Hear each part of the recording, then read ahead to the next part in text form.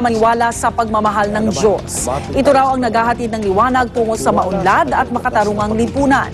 Ibinida rin ng Pangulo na gumaganda ang lagay ng ekonomiya. Tungo sa maunlad at makatarungang lipunan. Napatunayan natin na ang susi sa pag-asenso ay ang pagsunod sa mabuting halimbawa ni Jesucristo, ang paggawa ng tama, pagkakawang gawa at pagiging bukal ng malasakit sa kapwa. Samantala, ipinagdiwang sa iba't ibang simbahan sa Metro Manila ang muling pagkabuhay ni Jesucristo. Narito ang report ni Lia Manyalak del Castillo. Japanese ang tema ng salubong sa San Bartolome Church sa Malabon. Saktong alas 12 ng hating gabi nagkita ang rebulto ni Jesus at ng Birheng Maria. Kasunod nito, nagpalipad ng mga Japanese lantern bilang espesyal na dasal para sa bansang Japan. May Easter Vigil naman sa Redemptorist Church sa Baclaran. Isang espesyal na fire dance ang ginawa ng mga kabataan. May mga nakasinding sulo, simbolo raw ni Jesus na liwanag. Mismong si Manila Archbishop Luis Tagle naman ang nanguna sa Easter Vigil Mass sa San Fernando de Dilao Church sa Paco, Maynila. Tampok ang renewal of baptismal vows ng mga nagsimbang Katoliko sa kasinundan ng tradisyonal na salubong at pag-aalis ng belo kay Birheng Maria. Sa Santo Domingo Church naman sa Quezon City, sinabuyan ng bulaklak ang imahe ng Birheng Maria. Nagtapos ang salubong sa isang fireworks display. Matapos ang tradisyonal na salubong, diretso sa Easter Mass ang marami. Sa Quiapo Church sa Maynila, pinilahan din ang imahe ng puon ng itim na Nazareno. Para sa unang balita, Lia Manyalak del Castillo reporting.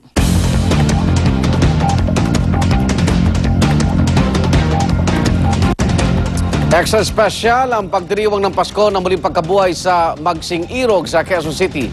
Nag-propose po kasi ng kasal ang lalaki sa kanyang nobya sa gitna ng Easter egg hunt. At narito ang report ni Mav Gonzalez. Itlog lang ang hinahanap ni Ann sa Easter egg hunt sa UP Diliman, pero engagement ring ang nakuha niya. Sa kalagitnaan kasi ng Easter egg hunt, nag-propose sa kanya ang nobyo ng 17 taon.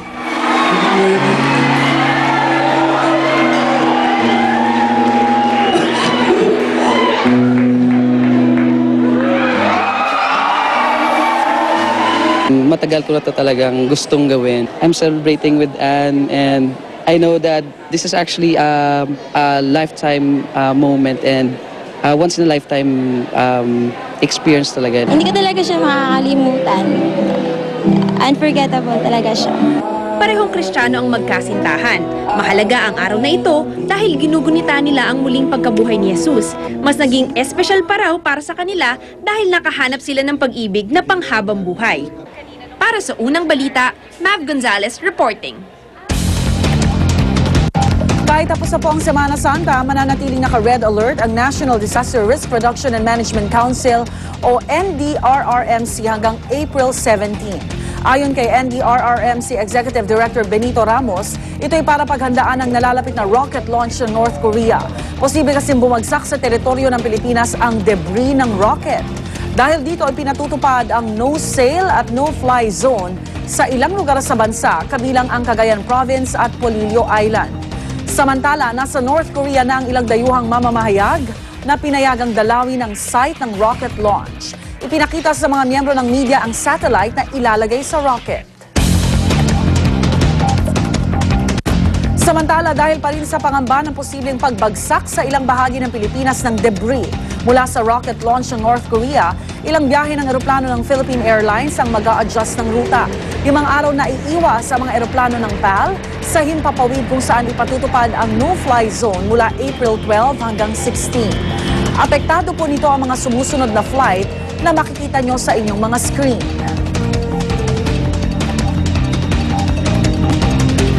Ayon po sa pamunuan ng PAL, ang seguridad ng kanilang mga pasahero ang kanilang pangunahing layunin. Sinisiguro naman daw nila na magkakaroon ng mga alternatibong ruta ang mga apektadong pasahero sa mga araw ding iyon. Kagnay po niyo mga kasama natin ang tagapagsalita ng Philippine Airlines na si Ma'am Shelo Villaluna. Shelo, good morning. Good morning sa iyo, Arnold, and good morning to all your televiewers. Magandang umaga po. Yung rerouting lamang, ano, at hindi kayo magkakansela ng flight mula April 12 hanggang 16, tama? Hindi po kami magkakansela ng flights. Magsasagawa po kami ng flight rerouting, ang ilang PAL flights mula April 12, Arnold, hanggang April 16. Dahil nga, Arnold, idedeklarang no-fly zone ang eastern portion po ng Luzon sa loob ng naturang 5-day period. So, wala po dapat ikabahala ang aming mga pasahero sapagkat ang identification ng alternative flight paths ay isinagawa na po at masusing pinag-aralan ng aming Flight Operations Department in coordination with the Civil Aviation Authority of the Philippines. Okay, hahaba ba o lalayo yung biyahe ng mga apektadong flight? May dagdag gastos ba sa inyo to sa fuel aviation? Hindi po gaanong lalayo, halos pareho lang po ang alternative flight paths at ina-issue na po kami ng NOTAM. Ito po yung notice to airmen sapagkat alam mo Arnold, if I will be given a chance to briefly explain, no, dito po sa area ng eastern portion of Luzon, there are 4 major airways that are allowed by law at yung bago pong airway path ay tinatawag po itong Mevin B462 airway bilang alternative route or point of entry during the specific time of closure. So ito po ay familiar to pilots. We would like to assure our passengers that this area is familiar to pilots. It's a coded airway familiar to our airmen, and it is clearly delineated in all Philippine aeronautical maps and carried out during these kinds of situations. Okay, bukod sa no-fly zone na binigay sa inyo, may iba pang impormasyon na ibinahagi sa inyo ang ating mga government agencies? Ibinahagi po sa amin ng pamunuan ng NDRRMC na yung mga critical areas at minamanmanan po nila na maaring mahulugan itong satellite rocket launch 2. Ito po yung attachment po ng satellite. Ito po yung areas ng Cagayan, Isabela, Aurora, Quezon, Camarines Norte, Camarines Sur at Catanduanes. Kaya po nasa kamay na po ng NDRRMC ang pag-warn po sa mga residents habang enforce po ang no-fly zone mula April 12 hanggang 16.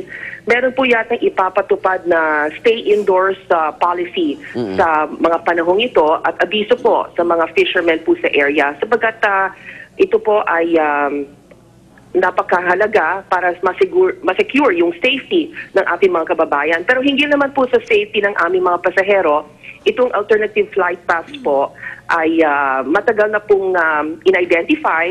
Simula pa po noong buwan ng Marso, nagipagpulong na po ang pamunuan ng NDRRMC, ng CAAP, kasama ni rin po yung opisales ng aming Flight Operations Department para magsagawa po ng plano at masiguro yung seguridad ng aming mga pasahero sa loob po ng oras na 5 a.m. hanggang 1 p.m. Ito po yung window period na minamanmanan mula April 12 hanggang 16. Okay. Shelo, maraming salamat. Maraming salamat sa iyo, Arnold. Good morning. Tagapagsalita po ng Philippine Airlines, Shelo Villaluna. Isang pulis patay sa pamamaril sa Marikina. Heidi Klum nakikipag-divorce na sa asawang si Seal. Huwag pa uli, tutok lang sa unang balita.